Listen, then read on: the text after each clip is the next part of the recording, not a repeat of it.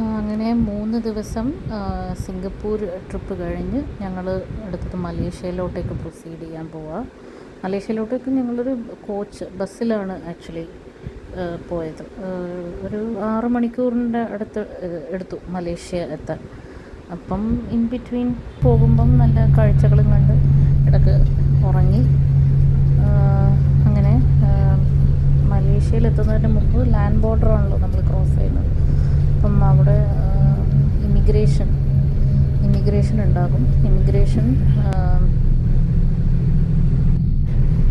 Singapore നമ്മൾ exit ചെയ്യുമ്പം നമ്മുടെ പാസ്പോർട്ട് കാണിച്ച് ഓട്ടോമാറ്റിക് ഗേറ്റ് വഴി നമ്മൾ ഇമിഗ്രേഷൻ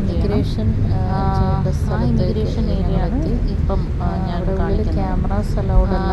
ഇത് കഴിഞ്ഞ് പിന്നെ അങ്ങനെ എല്ലാവരും ഇറങ്ങി ഒരു ഇമിഗ്രേഷൻ പ്രൊസീജിയർ കഴിഞ്ഞ് ക്യൂ നിന്ന് കുറച്ച് നേരം പ്രൊസീജിയറും യാത്ര കഴിഞ്ഞിട്ടായിരിക്കും പിന്നെ നമ്മൾ മലേഷ്യ എത്തിക്കഴിഞ്ഞാൽ അവിടെ വേറെ ഇമിഗ്രേഷൻ കൗണ്ടർ ഉണ്ടാവും. അത് പക്ഷേ മാനുവലായിരിക്കും. സിംഗപ്പൂരെല്ലാം ഓട്ടോമാറ്റിക്കാണ്. മലേഷ്യയിൽ പക്ഷേ മാനുവൽ ഇമിഗ്രേഷനാണ്.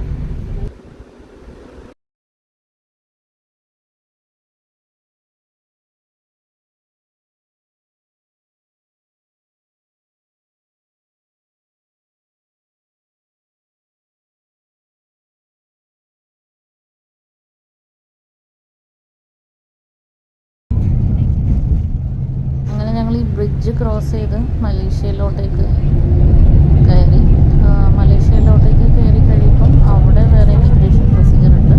നമ്മുടെ പാസ്പോർട്ടിൽ അവർ മലേഷ്യൻ വിസയുടെ സ്റ്റാമ്പ് അടിക്കും. അത് മാനുവലാണ്. അവിടെ നമ്മൾ പുറത്തുനിന്നുള്ള ആൾക്കാർക്ക് ഓട്ടോമാറ്റിക് ഇമിഗ്രേഷൻ ഇല്ല. പക്ഷേ മലേഷ്യൻ സിറ്റിസൺസിന് ഓട്ടോമാറ്റിക് ഇമിഗ്രേഷൻ ഇല്ല.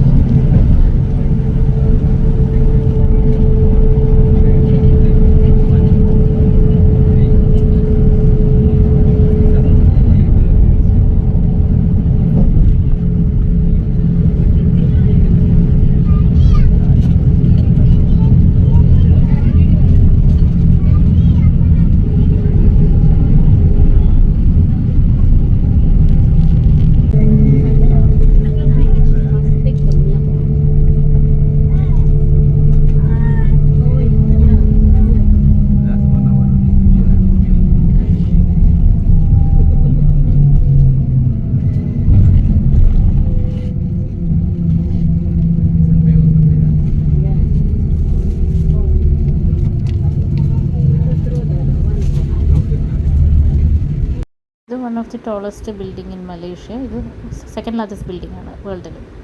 അങ്ങനെ ഞങ്ങൾ ബർജിയ ടൈം സ്ക്വയറിലാണ് ഞങ്ങളുടെ ബസ് വന്ന് നിർത്തിയത്. പിന്നെ ഞങ്ങളുടെ ഹോട്ടൽ തൊട്ടടുത്ത് തന്നെയായിരുന്നു. മെട്രോ ബേബി എന്നായിരുന്നു ഹോട്ടലിൻ്റെ പേര്.